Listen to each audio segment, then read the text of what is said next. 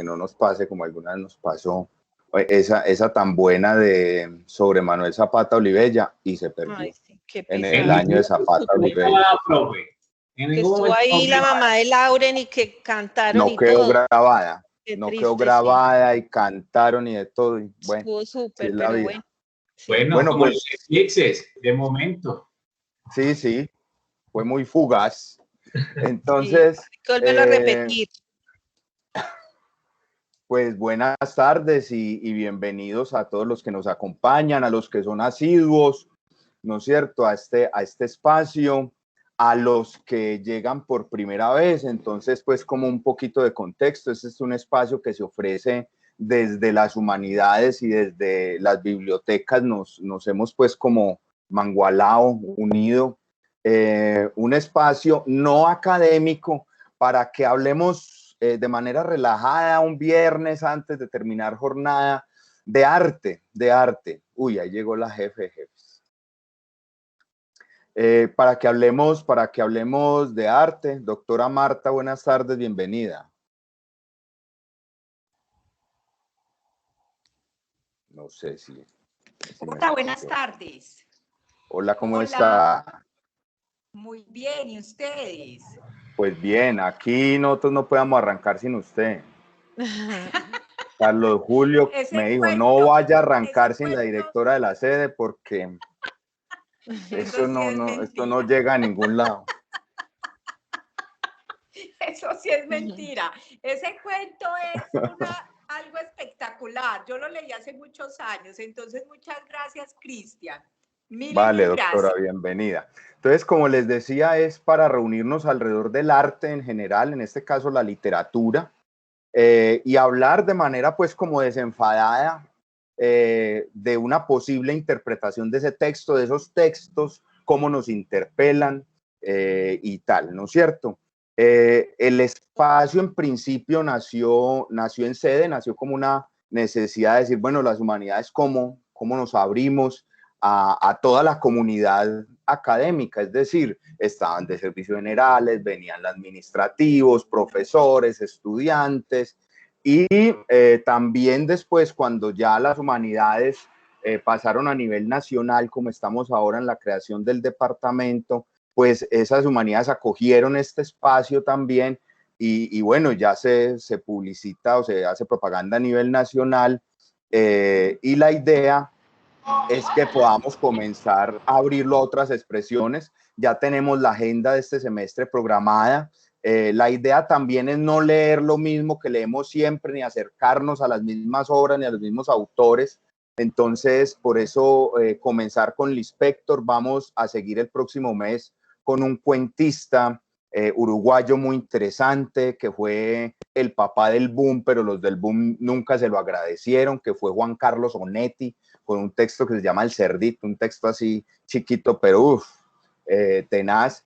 Después vamos entonces a hablar vamos a ver si hacemos un conversatorio para el Día del Idioma. Estamos buscándonos a ver algunos invitados con quienes podamos interlocutar y tal para el Día del Idioma. Después abordaríamos un texto de un venezolano, ¿no? Que esa literatura es muy rica, muy grande, muy profunda, pero que ya casi no la leemos, La tienda de muñecos de Salvador Garmendia. Estaríamos en junio con otra mujer, nuestra Pilar Quintana, que acaba de ganar premio, que se está volviendo pues como de culto, pero no es que se lea así por montones, un cuento de ella. Y en julio tenemos la participación de María Cecilia Castañeda, una profe de Medellín de Humanidades 2, que nos va a hablar sobre un artista norteamericano, un pintor, y nos va a exponer la obra y tal. Entonces ya les quería también como poner en contexto de que este semestre ya lo tenemos planeado, proyectado, organizado. La idea es que nos sigan acompañando, la idea es que robustecer este espacio, no solo para nosotros, sino que también cuando se abre pues a lo nacional, también dijimos, bueno, para público externo. Entonces, si ustedes quieren invitar a sus amigos, a sus amigas, a sus amigos con derechos, esposos, amantes, familia, bien pueda. Aquí todo mundo es bien recibido.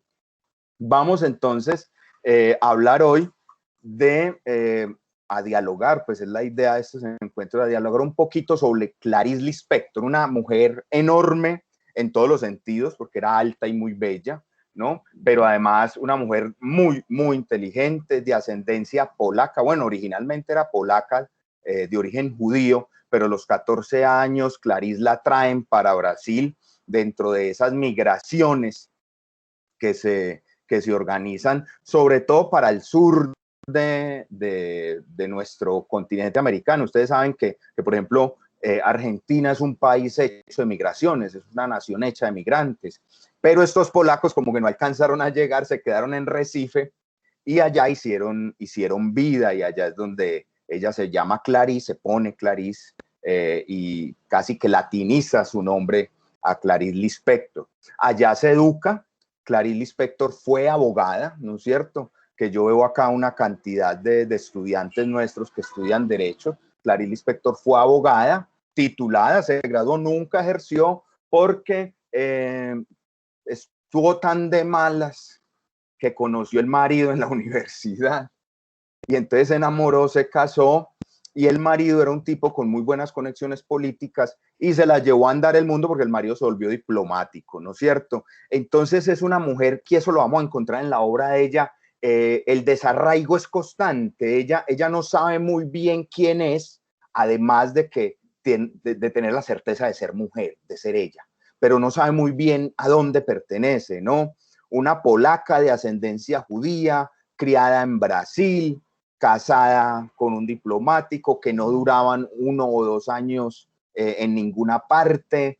Entonces eso la va a afectar mucho. Incluso va a llegar a decir que ya no sabe escribir de viajes, que el viaje es como una condición natural en su naturaleza, pues, en su estado. Entonces ella no le gusta como hablar de eso. Como les adelanté, pues, que fue tan de malas de encontrarse ese señor, con ellos le fue muy mal. Con el señor le fue muy mal, el señor anda como preocupado pues por otras cosas. Entonces al final se separan en 1959, se separa, ella ya tiene hijos y regresa a Río de Janeiro. Ahora, el problema es que ella desde su exilio, digamos, desde su peregrinaje más bien, amoroso, detrás de un hombre que ama, con el que tiene unos hijos, en ese peregrinar en esa religión que es el amor. Borges ya lo dijo, ¿no? Borges ya lo dijo, en amar a alguien consiste en crear, en construir una religión personal. Cuando uno está enamorado, uno ve al otro como si fuera Dios. Por eso es tan complicado estar enamorado, porque uno tiene la conciencia alterada. Uno no está, cuando uno está enamorado es porque ha tomado, mi profe, mucho tinto envenenado. Entonces la cosa no funciona como del todo bien. Ella comienza a escribir desde esa peregrinación, manda cositas a los periódicos, y cuando vuelve a Río el trabajo que le dan es como periodista, que en esa época era una profesión libre, ¿no? En esa época le llamamos profesión libre a lo que se ejercía sin necesidad de título. Y ella comienza a escribir cosas para los periódicos en Brasil, y allí comienza a ser reconocida en la prensa, ¿no es cierto? Ahora, Lispector no tiene un estilo propio, es decir, con Lispector, ¿qué día? Esta semana creo, hablaba con Pedro Julián, el coordinador de Humanidades 2 que está acá, y hablamos precisamente de Lispector, y Julián me decía, ¿oíste? O bueno, oye, porque él le rolo, entonces oye, el de oíste, eso soy yo. De, oye, ¿dónde ubicamos al Lispector? ¿Qué hacemos con Lispector? Y yo le decía, hermano, es un hueso. Lispector es un hueso. Para nosotros, los académicos de literatura, que además amamos los rótulos, nosotros sí tenemos todos los frasquitos bien organizados. Ah, esto es modernismo, esto es vanguardismo, esto es el boom. Si nosotros tenemos los frasquitos organizados y etiquetados, dormimos tranquilos. Ah, pues una maravilla, porque uno sabe dónde está quién y a qué le corresponde cada cosa. Lispector es un hueso. Uno no sabe dónde ubicarlo, uno no sabe muy bien qué hacer con esta mujer. Sabe que es genial, sí, que escribe con una gracia que pocos tienen. Sabe que uno siente más bien que ahí sucede algo, que en esa literatura uno vibra con lo que dice el inspector. Pero cuando uno comienza a pensarla y decir, bueno, la voy a juntar como a quién, como ahí se encartó. Se encartó, el estilo del inspector, su propuesta estética es ciertamente inacible. Tal vez por eso en su época no la entendieron y en su época la por debajearon, no solo por ser mujer, sino porque, ¿esto qué? ¿Qué? Y vamos a ver, este es de los pocos cuentos donde hay una acción, ¿no? Donde suceden, pero sucede una cosa. La mayoría de los textos en los textos del inspector no sucede nada. Ella no narra unos acontecimientos como no sé, como vamos a ver en Cerdito dentro de unos meses, o como cuando uno se lee a García Márquez, no sé, un señor muy viejo con unas alas enormes, o cuando uno lee a otros, suceden cosas. No, en el inspector el tiempo se ralentiza, se detiene por ratos, y uno como que siente que no está pasando nada. Pero ojo, solo es sentir. Hay una frase que a mí siempre me ha encantado de Lawrence Stern, un escritor británico que escribió Las aventuras del caballero Tristan Shandy, ¿no? Lawrence Stern decía, el arte está allí donde se detienen las acciones. Ojo con esa frase que define mucho de lo que sucede en la escritura inspectoriana. El arte está allí donde se detienen las acciones, donde parece que no está pasando nada. Mentiras, está sucediendo de todo, toda la propuesta está allí. ¿Por qué? Porque esta mujer le da por narrar emociones, con todo y lo complejo y lo paradójico que yo sé que suena lo que acabo de decir. Le da por narrar una emoción. Ella sabe que describir es descubrir. Ojo, todo buen escritor sabe que describir es descubrir.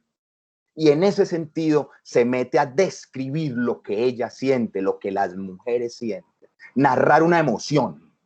Complicado eso. Yo creo que el inspector lo logra. Y en eso se adelanta una cantidad de cosas que hay ahora. Ahora hay un boom del inspector, ¿no? Ahora hay un boom del inspector y todo el mundo en la academia, desde Puerto Rico hasta Argentina, la están leyendo. ¿Por qué? Porque desde los trabajos, esto pues es un dato académico, pero tiremos lo que dijo Perry, desde los trabajos de Diamela Altit en el sur, ¿no? Y desde los trabajos de Gina Saraceni en Venezuela y algunos otros, estamos hablando del giro afectivo y del giro animal. Ya el giro lingüístico está como quedando, el giro afectivo y el giro animal. Y entonces son dos cosas que en los estudios literarios contemporáneos están haciendo muchos trabajos. Y esto lo tiene el inspector. En el 40 ya el inspector se la había pillado toda. Es más, si alguien le debe al inspector son los señores, todos hombres, todos machos heterosexuales del boom. Y nunca lo dijeron. Nunca le agradecieron ni esto al inspector. Pero si algo le debe incluso García Márquez y algunos momentos del Vargas Llosa, a un antecedente, uno diría que es el inspector. En el inspector uno encuentra cosas maravillosas. Bueno, pues uno se puede quedar aquí hablando y tal, pero vamos al texto, que es lo que nos llama, ¿no? Entonces tenemos Felicidad clandestina. Este es un texto muy corto, entonces nos vamos a poder dar el lujo hoy de ir leyendo. Uy, en Cartago está comenzando como a caer agua y a truenos, centellas y lampos, como decía el maestro Espinosa. Felicidad clandestina, de Clarice Lispector. Ya en el título hay una cosa tenaz. ¿Qué es eso? Pues primero hay un norte muy complicado, del que están hablando los filósofos desde que el mundo es mundo, y del que todo mundo en alguna vez en su vida, si medio lo inquieta la existencia, ha pensado, ole, uno cómo es feliz, ¿qué es eso de ser feliz? ¿No? Pero además viene con un adjetivo fortísimo, felicidad clandestina, ¿no? ¿Se puede ser feliz solo si se está escondido? La felicidad no puede ser pública, tengámosla ahí. Un momento cierro la ventana. Bien. Clarice Lispector. Ella era gorda, baja, pecosa y de pelo excesivamente crespo, medio amarillento. Tenía un busto enorme, mientras que todas nosotras todavía éramos chatas. Si no fuese suficiente, por encima del pecho se llenaba de caramelos los dos bolsillos de la blusa, pero poseía lo que cualquier niña devoradora de historietas le habría gustado tener: un padre dueño de una librería. Bien, aquí ya hay, en este primer párrafo ya hay un personaje indeterminado sin nombre, que es ella, ¿no? Hay una ella que se caracteriza por dos cosas, podría decir uno. Primero, por ser pesada, por ser, es un sujeto paquidérmico, ¿no? Gorda, baja, pecosa, de pelo crespo, amarillento, comiendo caramelos. Es decir, alguien que no se define por su espíritu, sino por su materialidad. Y no es una persona leve, no es una persona más bien que le cuesta, y es una persona que esa imagen, además de un busto grande, pero esa imagen de como si no fuese suficiente, por encima del pecho, que ya era bastante grande, se llenaba de caramelos los dos bolsillos de la blusa. Es decir, acaparadora. Era un personaje poco sutil, ¿no? Poco elevado, definido por rasgos físicos y además acaparadora, ¿no? Se llenaba los dos bolsillos de caramelos y como que con nadie compartía. Pero tenía lo que para el narrador o la narradora era una virtud. Su padre era dueño de una librería. Y las niñas, que eran lectoras, que devoraban historietas, decían, pues soñaban con poder tener como pues esa ventaja de esta gorda, bajita y pecosa y crespa, ¿no? Y dice después, no la aprovechaba mucho, ¿no es cierto? Tenía esa ventaja, pero no la aprovechaba mucho. Y nosotras todavía menos, incluso para los cumpleaños, en vez de un librito barato por lo menos, ¿no? Vemos que la narradora es una niña como que lectora. Entonces, al menos me regalaron un librito barato, pero ni eso, esta gorda muérgana y egoísta. Nos entregaba una postal de la tienda del padre. Encima siempre era un paisaje de Recife, la ciudad donde vivíamos. Entonces, claro, pues ya toda la ciudad estaba conocida. Detrás escribía con letra elaboradísima palabras como fecha, natalicio y recuerdos. Aquí hay algo. Eso de la caligrafía. Miren esto, era una mujer que por fuera era pesada, no era liviana, era egoísta, era acaparadora. Tenía un padre con una librería que a la niña narradora le parece una virtud y una ventaja que ella no sabe aprovechar, que tampoco comparte con las amigas, pero tenía caligrafía, ¿no? Escribía muy lindo y dice que tenía una letra elaborada, es decir, se esforzaba en eso. Guárdenme eso ahí y ahorita lo retomamos a ver qué posible significación le encontramos. ¿Listo? Detrás escribía con letra elaboradísimas palabras como fecha, natalicio, que es raro que una niña tenga ese registro, fecha, natalicio y recuerdo. Pero qué talento tenía para la crueldad. Mira, esa, la gorda, ¿no? Qué talento tenía para la crueldad. Mientras haciendo barullo chupaba caramelos, los caramelos que no compartía con nadie, y dice que hacía barullo, es decir, los comía de manera ostentosa para que vieran que tenía muchos caramelos, ¿no? Toda ella era pura venganza. Fíjense lo que les hablaba. Es la narración de cómo es posible que un ser sea todo venganza. En otro escritor, él se quería vengar. Ejecutó su venganza hartamente pensada durante... No, aquí es ella, esa niña, la que es venganza. El sentimiento es ella, esa emoción es ella. Toda ella era pura venganza. ¿Cómo nos debía odiar esa niña a nosotras?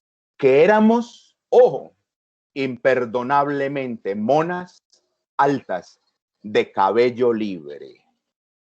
El cabello representa las ideas, ¿no?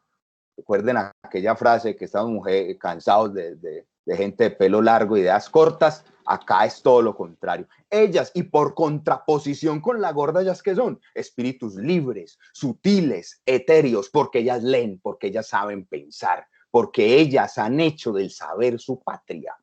No como esta, que además de egoísta no lo aprovecha. Y que claro, las odia por eso. Ellas son monas altas de cabello libre.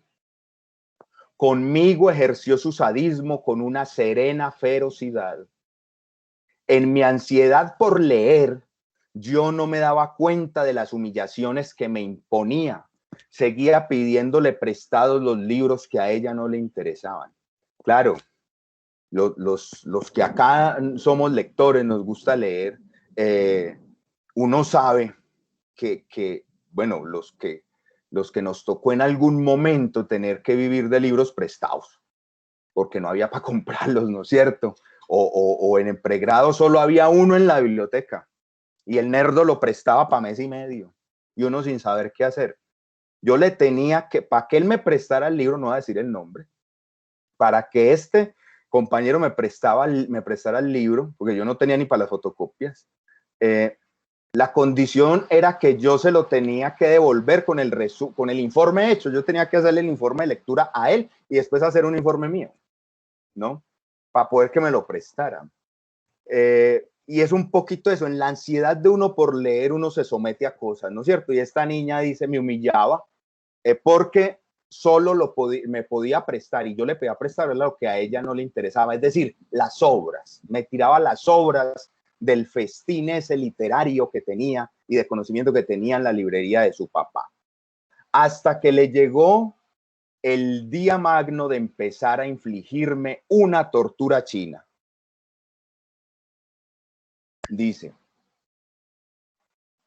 me informó, como al pasar, me informó que tenía Las travesuras de Naricita, de Monteiro Lobato. No sé si alguno ha oído de este escritor brasilero, ¿no? Escritor de literatura infantil para niños, muy famoso en su momento.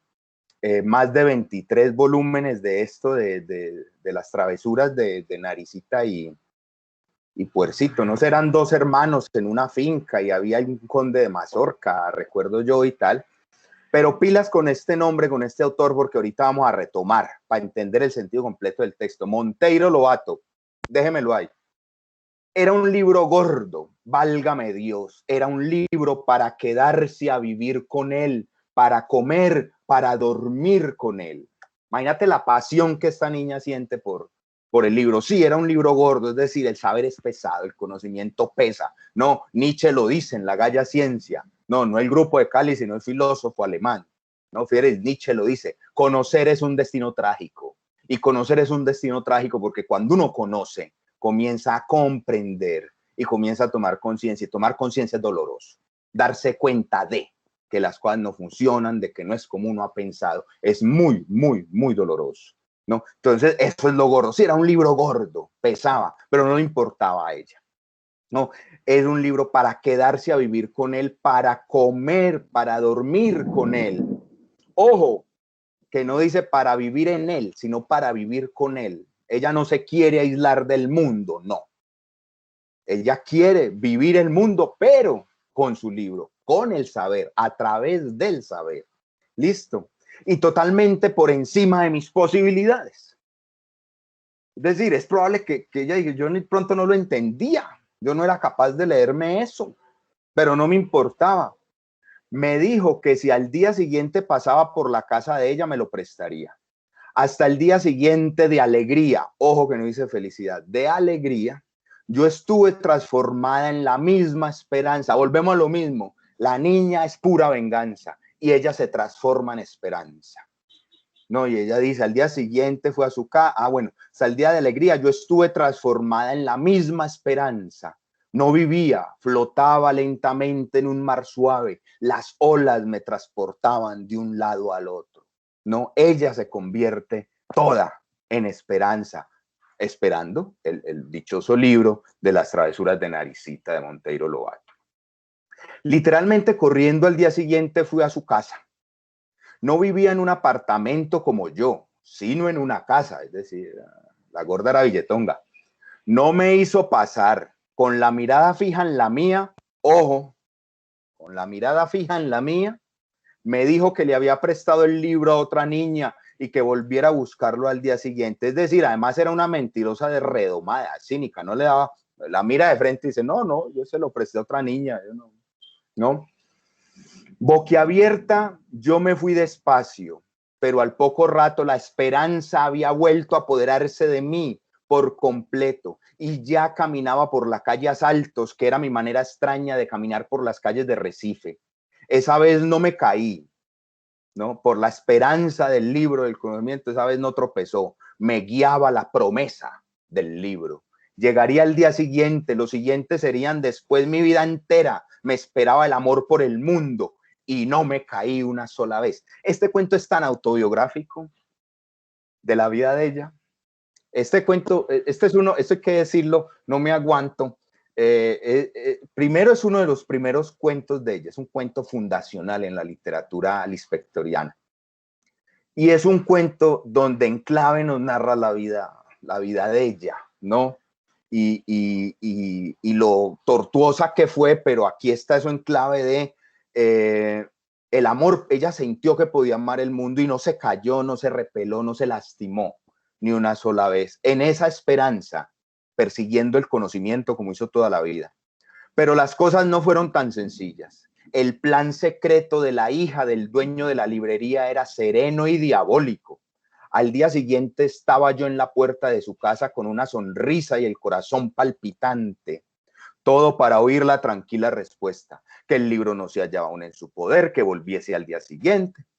Poco me imaginaba yo que más tarde, en el curso de la vida, el drama del día siguiente. Mire que ya 2 veces va hablando de la vida. Es muy raro que una niña de la vida entera, en el curso de la vida, el drama del día siguiente, no solo de que uno aplaza las cosas en la vida, sino que otros hacen que uno las aplace. Vamos a ver por qué dices el drama del día siguiente. No, para mañana, yo después lo hago. Después me compro esa casa, después hacemos el viaje, después drama del día siguiente iba a repetirse para mi corazón palpitante otras veces como aquella. Y así seguimos. ¿Cuánto tiempo? Se pregunta.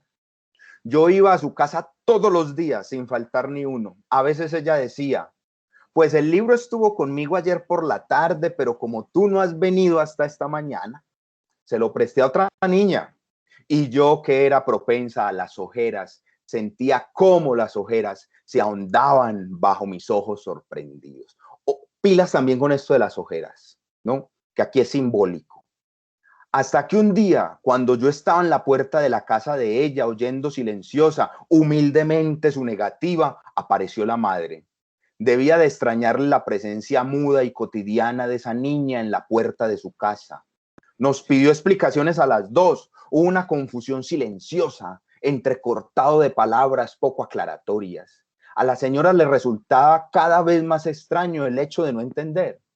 Hasta que, madre buena, entendió al fin. Ojo con esto que acá es la mamá, la mujer, la que destraba el asunto. El papá es una figura ausente que es dueño de todo el saber, pero que nunca está. Listo. Pilas que este es un cuento todo de mujeres. Todo de mujeres. Y claro que fue una mujer no solo feminista y no femenina. Entonces, eso lo retomamos ahora. No sé si, pero atiendan a eso. El padre es una figura ausente, un señor, dueño del saber de la librería, pero que no estaba presente. Pero la madre sí es buena y es ella la que destraba el nudo, ¿no? Incluso, no, pues, si me acosan, Pedro Julián tendría mucho que ver con Antígona y la tragedia griega, pero bueno, para eso no hay veneno suficiente aún. Entonces, la cuestión es, madre buena entendió al fin, se volvió hacia la hija y con enorme sorpresa exclamó, pero si ese libro no ha salido nunca de casa y tú ni siquiera querías leerlo. Y lo peor, ojo, y lo peor para la mujer no era el descubrimiento de lo que pasaba, debía de ser el horrorizado descubrimiento de la hija que tenía. Darse cuenta de que una hija de ella, una madre buena, era la venganza pura, era el horror materializado, ¿no? Nos espiaba en silencio la mamá, la potencia de perversidad de su hija desconocida, la niña rubia de pie ante la puerta, exhausta al viento de las calles de Recife. Fue entonces cuando, recobrándose al fin firme y serena, le ordenó a su hija: vas a prestar ahora mismo ese libro, y a mí, dice la niña, y tú te quedas con el libro todo el tiempo que quieras, ¿entendido? Eso era más valioso que si me hubiesen regalado el libro. El tiempo que quieras es todo lo que una persona grande o pequeña puede tener la osadía de querer. Hay una cuestión filosófica que ya quisiera Deleuze haber pensado esto, pues. La felicidad es poseer el tiempo porque somos tiempo. Dejémosla ahí, ahorita la pensamos, que por aquí vi al doc, bueno, ahorita lo meto, ¿no? Pero la felicidad consiste en tener tiempo o en tener posibilidades. ¿Cómo contar lo que siguió? Yo estaba atontada y fue así como recibí el libro en la mano, ¿no? Como una gracia, como un don. Creo que no dije nada. Cogí el libro. No partí saltando como siempre. Me fui caminando muy despacio. Sé que sostenía el grueso libro con las dos manos, apretándolo contra el pecho. Este que es mi Montaigne sirve para eso. Libro grande así, apretándolo contra el pecho. Poco importa también cuánto tardé en llegar a casa. El tiempo no importa. Tenía el pecho caliente. Ojo, estas cosas son una maravilla en el inspector. Tenía el pecho caliente y el corazón pensativo. Qué lindo, qué lindo. La gente a veces habla del concepto de los sentipensantes de este uruguayo, ¿no? Y ya el inspector en el 30 y pedazo me había dicho, tenía el pecho caliente, ¿no? Y el corazón pensativo. Al llegar a casa no empecé a leer. Simulaba que no lo tenía, únicamente para sentir después el sobresalto de tenerlo. Horas más tarde lo abrí, leí unas líneas maravillosas, volví a cerrarlo, me fui a pasear por la casa, lo postergué más aún yendo a comer pan con mantequilla. Fingí no saber dónde había guardado el libro, lo encontraba, lo abría. Por unos instantes, creaba los obstáculos más falsos para esa cosa clandestina que era la felicidad. Para mí, la felicidad siempre habría de ser clandestina. Era como si yo lo presintiera. ¿Cuánto me demoré? Vivía en el aire, había en mí orgullo y pudor. No, una contradicción allí tenaz. Yo era una reina delicada.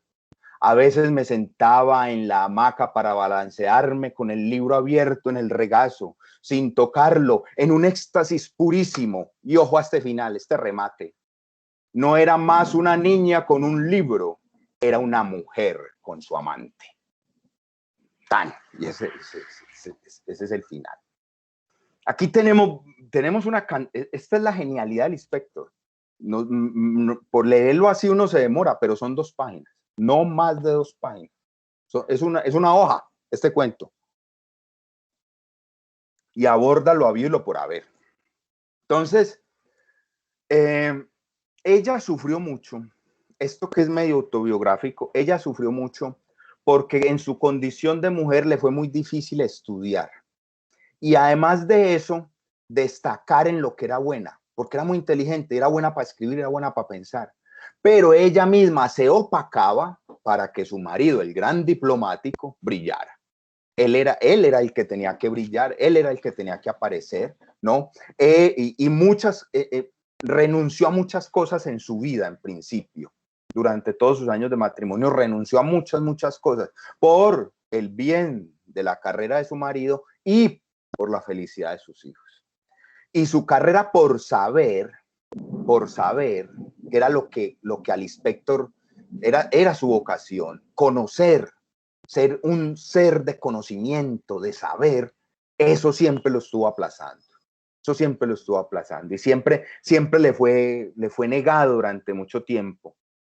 En parte por su condición de mujer. La gente cuando recién volvió separada con 2 hijos, la miraban raro. ¿Y esta señora qué? y está joven, y dónde tiene, y no tiene marido, y por qué, y se dedica a escribir, se dedica a pensar, eso está donde salió, ¿no es cierto? Cuando llega como periodista.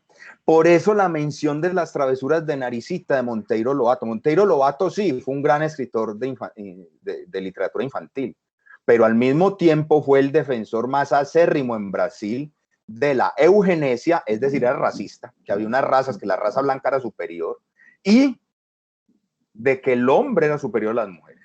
Esa era la tesis de Monteiro Lobato, y se escribió una novela para demostrar lo que llama Presidente Negro, que además se la daba a los hijos de él y propició que todos los niños en Brasil la leyeran, donde quedaba claro que la mujer era inferior y el que no fuera blanco era inferior. Por eso la cuestión ahí, ¿no es cierto? Que lo metía. Tenías el libro de Naricita y ella dice, es un libro gordo, dice, y totalmente por encima de mis posibilidades. La ironía es tenaz.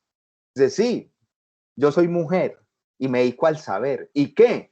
Y según Monteiro Lobato yo no puedo entender eso y seguramente a él no lo voy a entender, pero no me importa. Así todo yo quiero ese libro, así todo yo quiero saber. Siendo mujer, siendo separada, siendo madre cabeza de familia, siendo lo que sea. Yo quiero saber. Y voy a defender mi posibilidad como mujer de realizarme en el saber, en el conocer. Por eso ese final. No era una niña con su libro, era una mujer con su amante. Casi que hay un ritual erótico de paso a partir de la posesión de ese objeto con el que se sueña, ¿no? De ese objeto que es el objeto de deseo. El objeto de deseo es el saber. Cuando lo tiene, esa posesión la transforma en mujer. Y por eso dice, ya soy una mujer con su amante. Listo. Entonces eso es importante en el texto, que ella habla de sí misma, habla de que en su vida tropezó muchas veces, de que le costó mucho dedicarse al saber y que por eso entendió que esa felicidad, lo que para ella era la felicidad, que era conocer, que era estudiar, debía ser clandestina, que la felicidad cuando se comparte, se perdía, ¿no es cierto? Cuando esa felicidad se volvía democrática, se perdía. Por eso yo siento orgullo, pero siento pudor, más bien me escondo. Y la otra representación es la de la mujer, que lo tiene todo, pero que no aprovecha, pero que aparenta conocimiento y saber. Por eso la caligrafía. Ese es el símbolo, ¿no? Tiene una letra elaboradísima y palabras raras para una niña, fechas de natalicio, ¿no? Feliz onomástico, lo que es en una niña. Aparenta, es posuda, pero en realidad el saber no lo tiene, el saber no lo posee, no lo aprovecha, le resbala, lo tiene en la casa, pero no la fecunda. Ojo, a ella sí, porque ella está con su amante. Ella sí se deja fecundar por el conocimiento como mujer. La otra no, la otra la desaprovechó. Y es, como ven, todo el ambiente es femenino. Hay un problema entre dos niñas, dos fuerzas ahí femeninas, y es la madre, ¿no? La fuerza procreadora, fértil, la que destraba eso. Y lo destraba porque le dice, usted le dice a la hija, usted puede ser mi hija, pero usted no se dejó fecundar por el saber, déselo a ella, que ella sí se lo merece, ¿no? Eso es para ella. ¿Qué? No sé ahí, bueno. Entonces sucede eso. Y lo de las ojeras es obviamente pues el símbolo de los ojos y del lector y del sufrimiento, ¿no? Los muchos trasnochos, el mucho llorar, el mucho sufrir del inspector aparecen en esas ojeras. No sé ahí. Como ya nos quedan 20 minutos no más, hay mucho más para decir, ¿no es cierto? Pero este cuento aguanta múltiples lecturas, incluso esa cuestión filosófica que dejo ahí, porque veo que Edison tiene levantada la mano y puede decir cosas inteligentes de eso, de la felicidad es tener el tiempo, ¿no? Cuando él dice, quédatelo todo el tiempo, ¿qué quiere alguien, joven o viejo? ¿Qué más quiere que tener el tiempo? ¿no? Tiempo para hacer cosas. ¿Será que la felicidad consiste en eso? Y volvemos a los griegos con lo de la esperanza. La esperanza se le vuelve un martirio. ¿Recuerdan el mito de la caja de Pandora? Pandora la abre, salen todos los males menos una, la esperanza. Por eso ella juega con eso. La esperanza es un mal, la esperanza, y los griegos lo sabían. Y en el mito de Pandora está esperar lo inesperado, lo que no se puede esperar. Esperar siempre es desastroso. Los griegos lo sabían hasta que después la tradición judeocristiana nos montó que era una virtud teologal, la esperanza. Pero los griegos decían, no, no.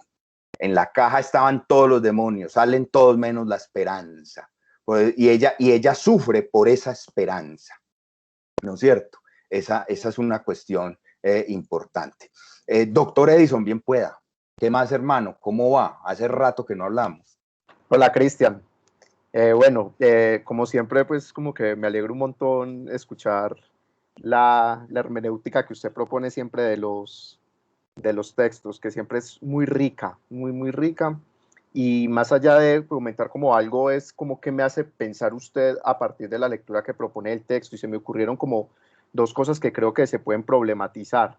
Una muy sencilla es que no hay que perder de vista que ella está viendo ella está viendo el mundo con ojos de niña, y está viendo el mundo con ojos de niña en Brasil también. Y ahí aparece el relato de la racialización, que justamente usted pone muy claramente. Mire que se está hablando de lo de las niñas rubias, por ejemplo.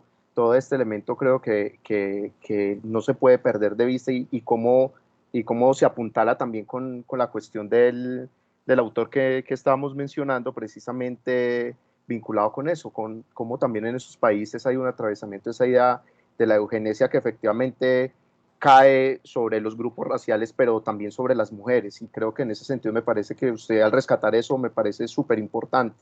Y creo que también otra cosa que usted me hizo pensar y caí en cuenta cuando iba siguiendo la lectura con usted, fue en ese lugar del corazón. Y en estos días, nada menos en la clase de filosofía e historia de la psicología, haciendo el recorrido sobre las nociones del alma.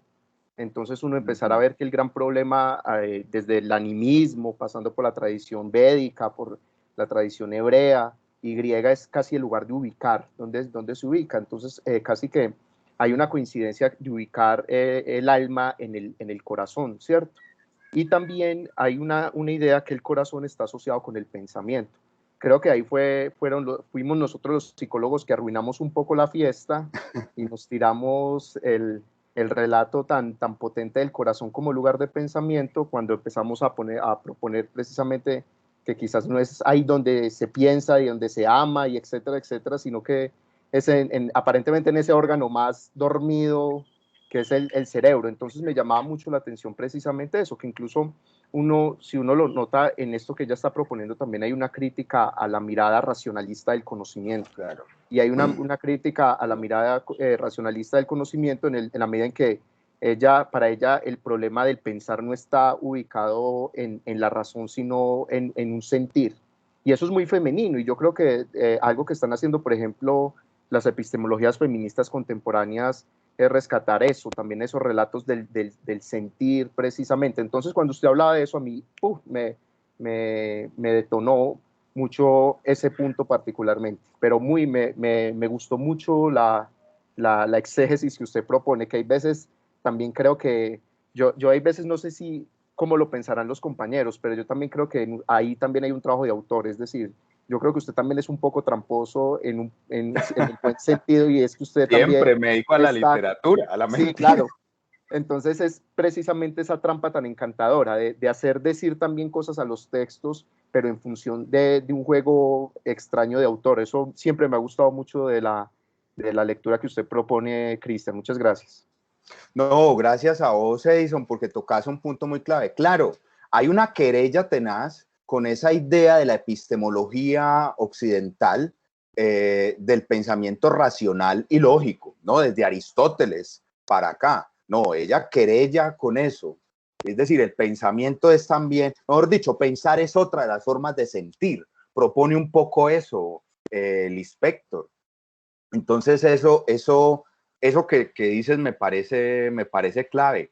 porque entronca con lo de que, bueno, que ser felices, uno es feliz porque tiene tiempo, tiene posibilidades, porque parece que uno es feliz porque tiene sentido. Ella encuentra sentido en seguir aquello que ama y en poseer, aunque sea en su fuero interno, aquello que le apasiona.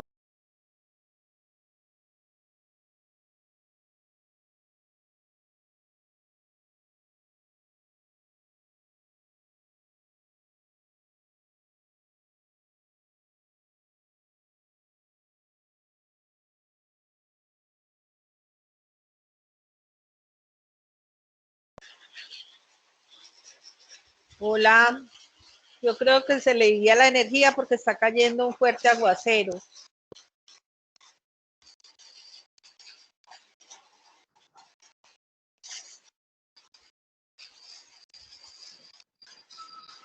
Bueno, es como la metáfora perfecta del cuento, ¿cierto? Ay, hombre, qué triste. Vamos a ver. Sí, tiene que ser que le fue la energía. Porque cayó como un rayo se fue la Hola. Ah, vea. Se fue la energía, pero bueno, acá desde el teléfono terminamos. No importa. Entonces les decía que muy interesante eso que nos plantea Edison. No sé si alguien más quiere compartirnos alguna percepción, alguna posible lectura.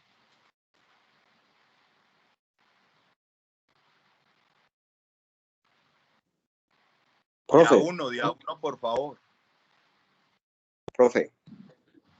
Sí, bien pues. Que por el teléfono no veo quién está alzando la mano ni nada. Ah, bueno. Yo también estoy desde el teléfono. Hay un problema aquí de internet. Ahora con el profe Gleyber. Gleyber, ¿qué más? Dale, claro. Después sigo yo, Cristian. Okay. Dale. Acá ya volvió profe, a prender otra vez el aparato.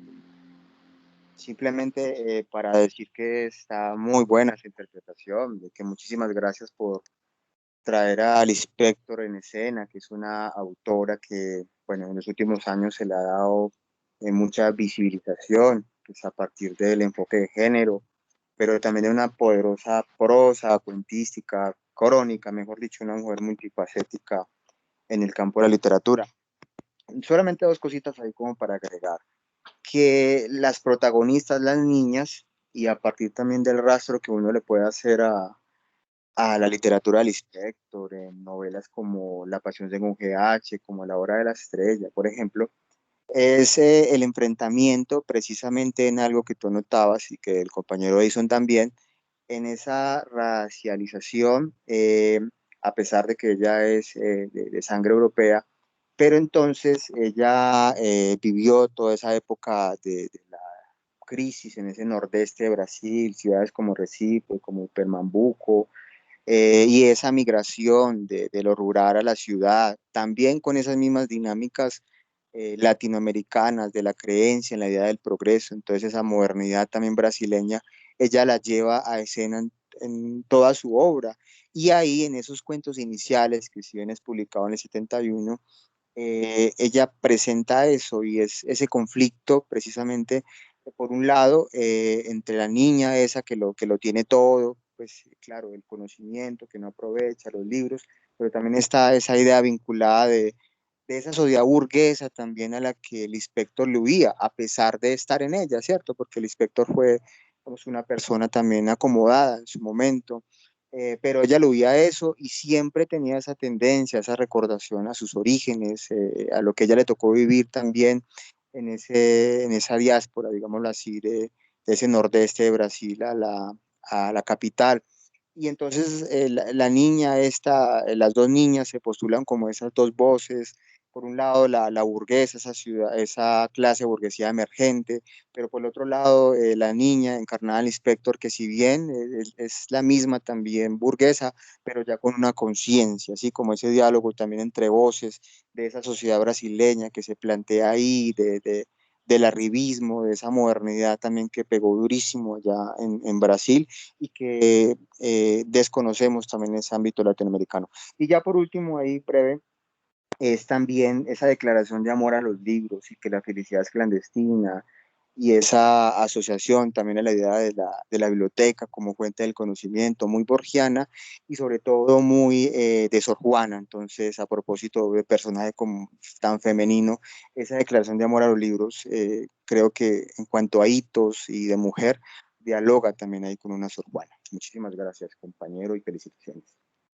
Gracias, Gleyber. No, y es así, tal vez esa lectura que nos propone Gleyber desde lo social, desde esa constitución, desde una modernidad constantemente aplazada que sufrimos las naciones latinoamericanas, también es muy importante en la Lispector. Mire que ahí está en el símbolo de yo vivía en un apartamento, ella vivía en una casa, ¿no? Y esa situación, dentro de sus crónicas, ella publicó unas cosas raras, porque en realidad son raras, unos textos inclasificables, pero ella decía que eran crónicas y así se las publicaron, ¿no?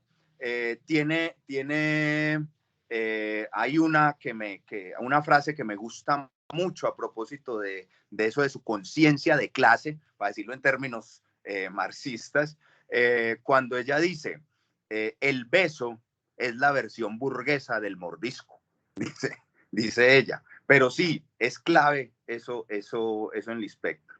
Hay alguien más que quería participar, ¿no? Yo, Sí, Cristian. sí, dale. Bueno, dale. digamos que aquí me ubico más que nada como mujer, en esta perspectiva del inspector. Y he pensado que las mujeres en realidad deberíamos acceder o llegar o empaparnos de este tipo de literatura, ¿no? De aquella que da cuenta de cómo nos sentimos muchas veces en todos estos ámbitos, sobre todo en el ámbito académico, en donde, aunque están abiertas tantas puertas y demás, parece que a veces tuviéramos unas rejillas que nos autoimponemos, ¿no? Y que a pesar de que tratamos de zafarnos, de tener un lugar que no esté mediado por la imagen de lo masculino, que no sea tratar de ser como un hombre o como lo que se espera que sea una autoridad y con ese perfil masculino, sino que sea realmente una esencia femenina la que esté allí, es tan complejo, ¿no? Es tan complicado. Y el asunto del tiempo para dedicarse a las lecturas, para entregarse a las ensoñaciones, para sentarse a escribir lo que realmente se siente, es una lucha. Es una lucha constante porque efectivamente las mujeres es como si tuviéramos que estar pendiente de todos, ¿no? De todos y de todo. Y entonces en ese proceso perdemos algo que es el tiempo, porque efectivamente se van quedando cosas pendientes por decir, por escribir y demás. Entonces, y eso lo estoy pensando mucho ahorita, Cristian, con un trabajo que estoy haciendo con la mujer Wayuu, justamente en términos de esa absorción del tiempo en las tareas, en las cosas del hogar, en el cuidado de los otros y el poco tiempo que tienen para hacer las cosas que realmente les podrían apasionar, ¿no? Pero bueno, son como otros lugares de lo académico también. Muchas gracias por la escucha. No, Juliana, a ti, porque es que es muy interesante eso que vos estás planteando ahí. Cómo por andar siempre postergando lo que el inspector nos dice del día después, esa dinámica del día después, las mujeres se han quedado sin tiempo, ¿no? Entonces, primero los hijos, primero el esposo, primero no sé qué, primero. Ah, bueno, ahí volví por acá. Entonces, claro, primero siempre otras cosas iban primero lo que ustedes querían, lo que ustedes deseaban era constantemente aplazada, ¿no? Una cosa absolutamente injusta y que pues ojalá ya, pero como dices, aún vivimos en una sociedad que las deja sin tiempo, que les impone el destino, ¿no? y que les quita la vocación. Es terrible. No sé, si me escuchan, ¿no? La Sí, doctora Marta está Cristian. levantando la Vale. mano. Ahora ya veo, ahorita sí volví. Bien pueda, doctora. Le regalo el doctora, estoy como ciudadana de a pie. De hecho, no soy Bueno, doctora, pues. solo soy directora. Bueno. Bueno, no, es que quiero también como resaltar lo que Juliana ha mencionado y lo que tú reafirmas, y es que realmente las mujeres toda la vida hemos tenido las manos llenas. Entonces, ha sido realmente muy complejo para nosotras, y lo hablo por mí, que inicié de mensajera en la universidad. Y pues ahora, pues gracias a ese saber y a ese amor a los libros también, digamos, como que logré tener el sueño que era poder, por ejemplo, contribuir a las sociedades de otros roles, que es como el que en este momento tengo.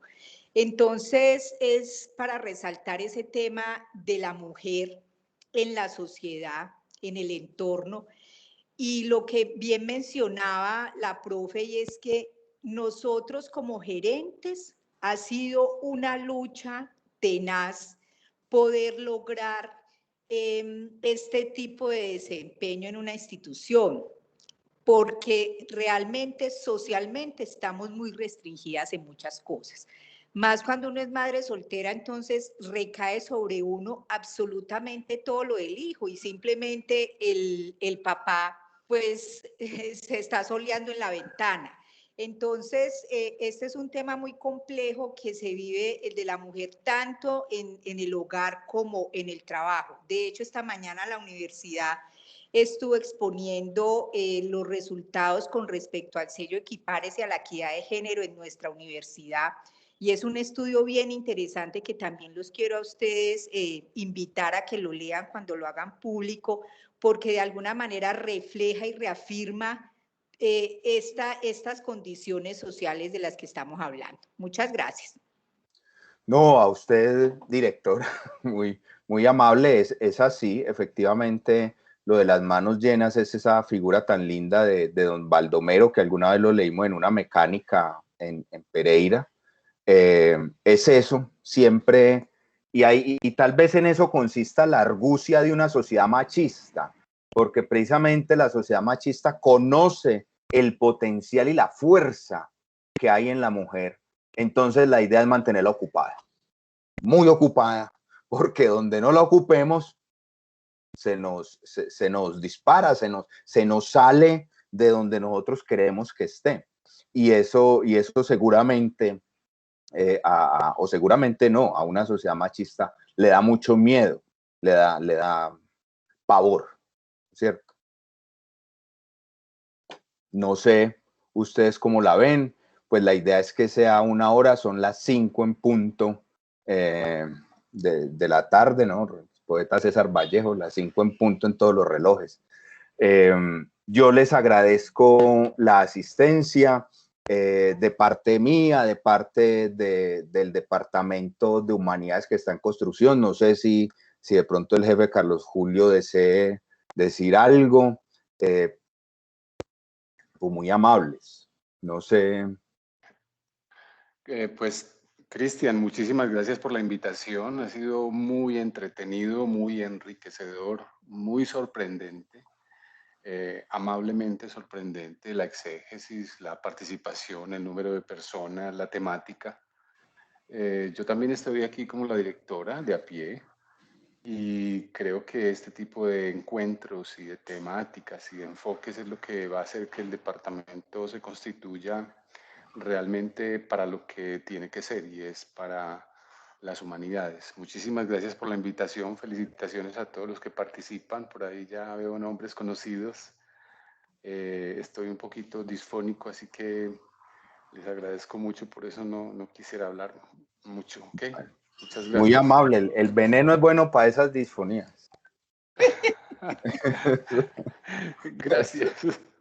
Vale. Entonces, les agradezco mucho. Un abrazo desde acá para todos, desde un Cartago extraño, insólito, lluvioso, aunque no lo crean.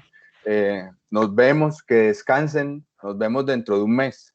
Bueno, muchas gracias a todos por la participación también y al